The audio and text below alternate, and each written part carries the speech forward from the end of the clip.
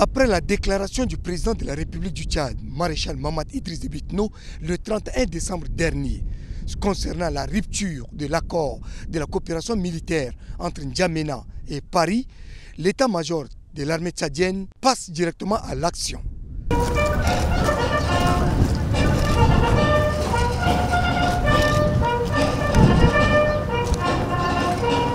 Ce samedi 11 janvier 2025, la base militaire de l'aéroport d'Abéché vient d'être rétrocédée à l'armée tchadienne.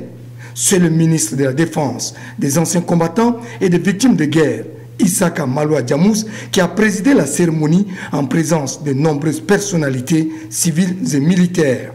Après l'exécution des hymnes des deux pays, le drapeau français est descendu au profit du tricolore tchadien bien hissé qui flotte haut tout seul. Symbole fort de cette rupture de l'accord de la coopération militaire avec la France.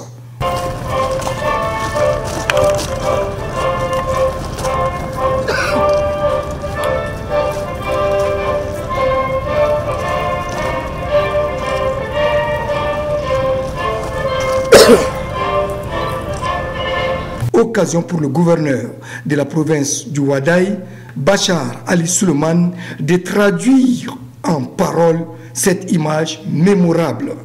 Cette décision historique vient renforcer notre assurance et notre confiance envers nos forces de défense et de sécurité qui ont toujours assuré leur mission régalienne avec diligence. La province du Ouaddaï, à l'instar des autres provinces, soutient totalement cette décision mûrement réfléchie prise par le maréchal du Tchad, Mahamat Idriss Déby Itno, président de la République, chef de l'État, garant de la souveraineté du pays.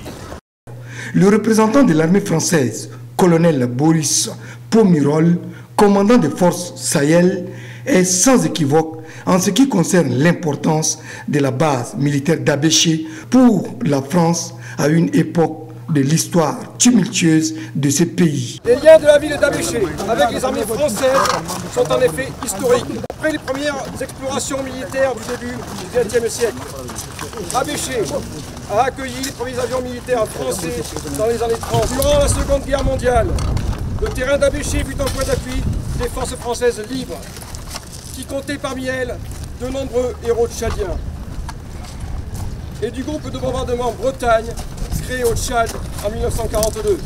Le ministre de la Défense, des anciens combattants et des victimes de guerre, Issaka Maloua Djamous, de préciser que la décision prise par les plus hautes autorités du pays n'est pas fortuite.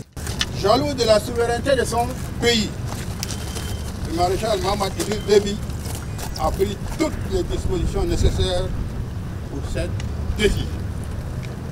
Enfin, j'exhorte les forces de défense et de sécurité à rester vigilants pour faire face à toute menace, tout crime.